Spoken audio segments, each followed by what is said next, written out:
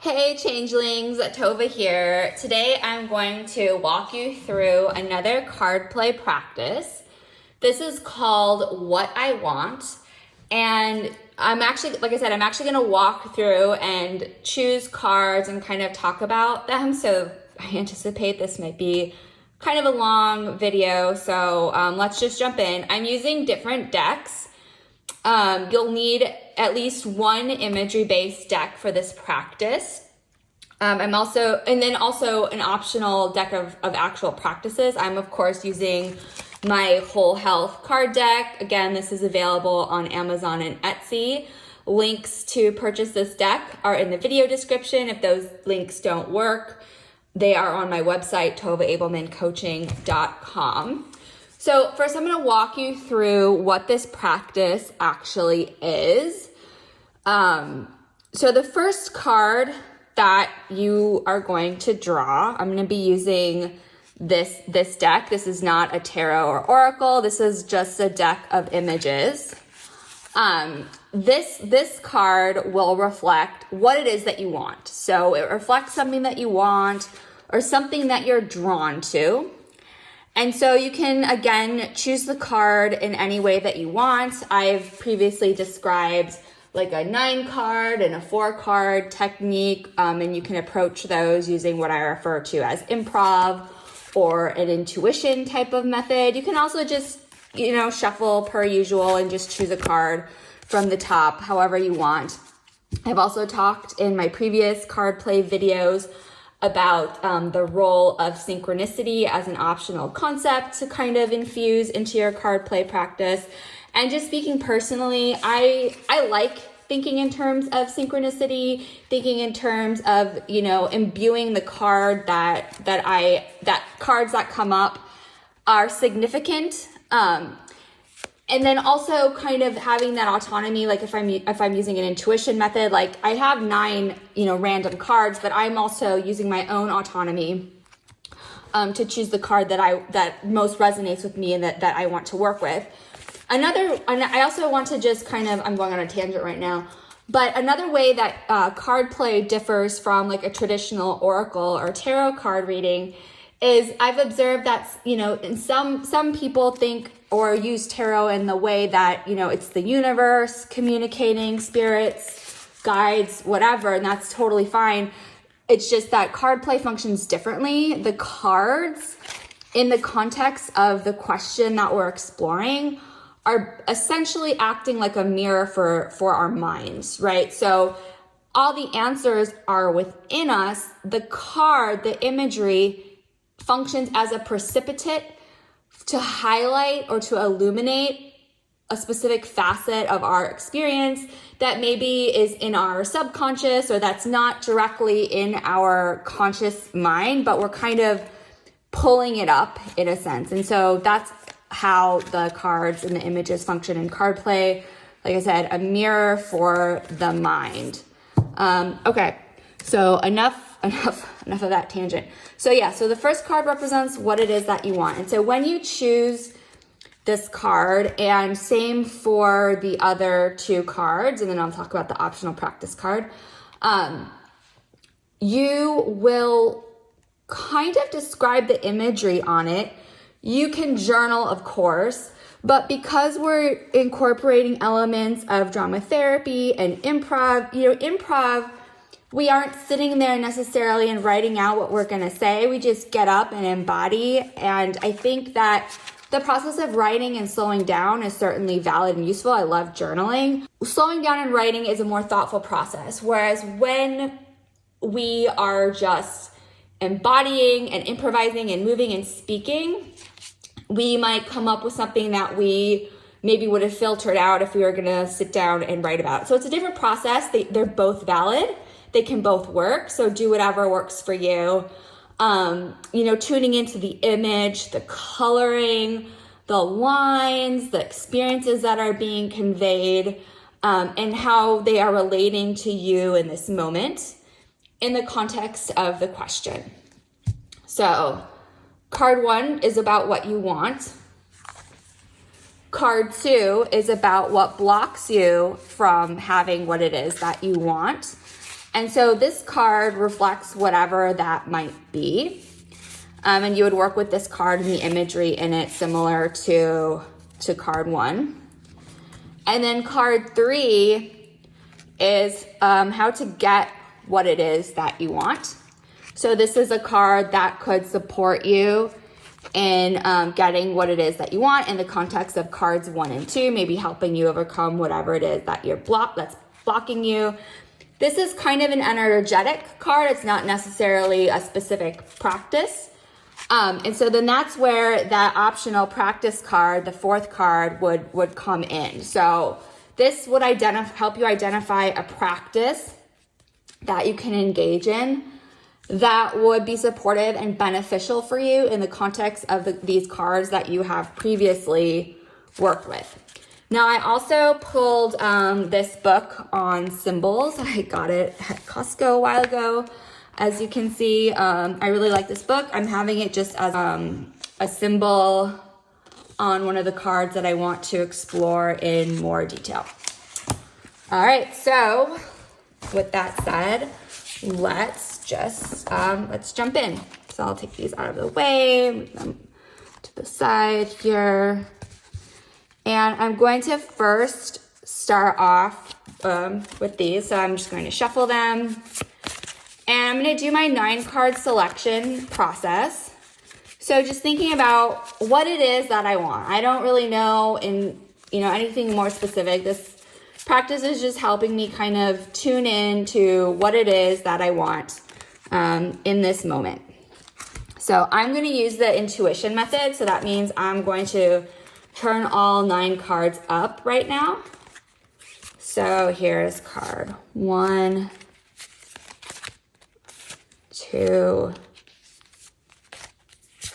3, 4, 5, 6, 7, 8, 9. Okay.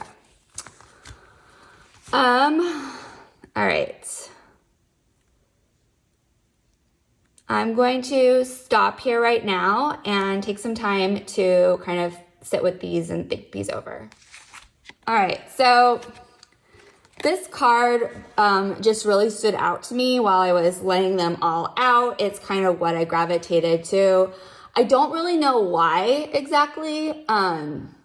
I don't have a clear aha reason, and that's okay in CardPlay. It's kind of this exploratory process. But if I was just going to, off the top of my head, of what I noticed about this card, what pulled me, it just has this feeling of hope and kindness.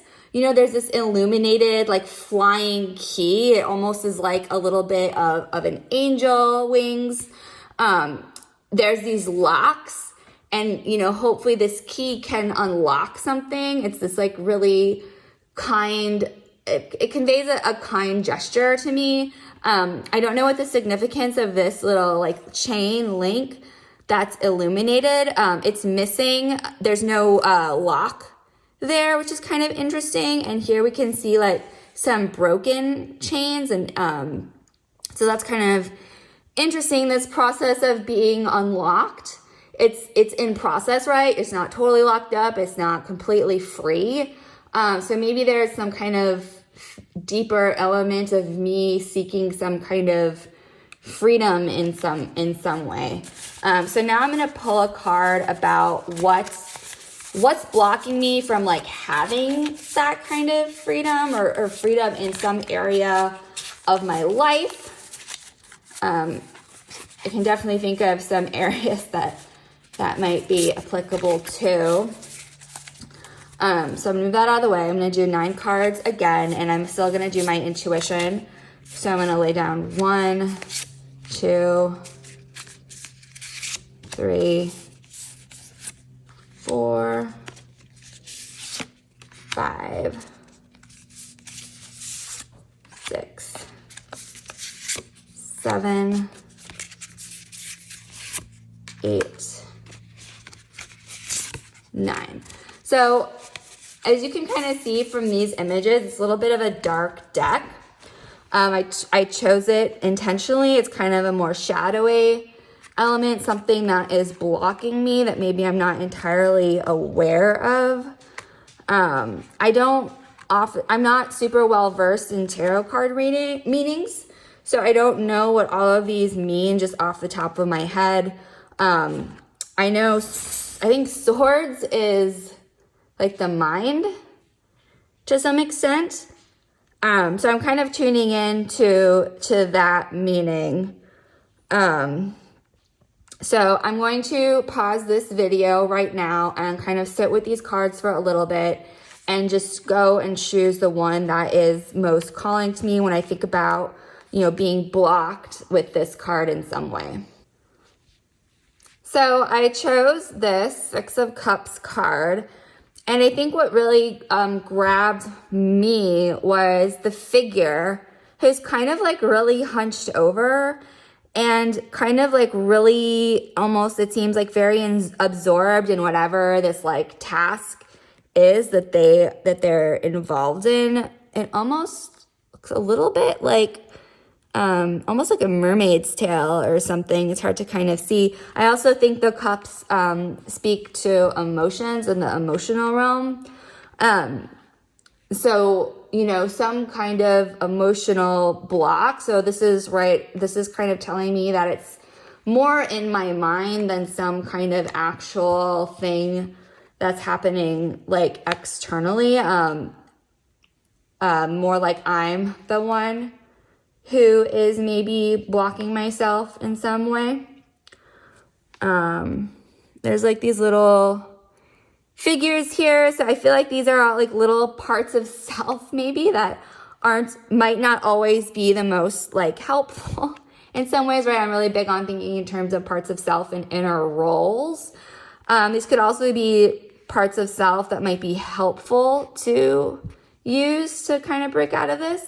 In any case, I'm going to now move on to what was the third one? Let me check my notes on my computer, which is right here. How to get what I want.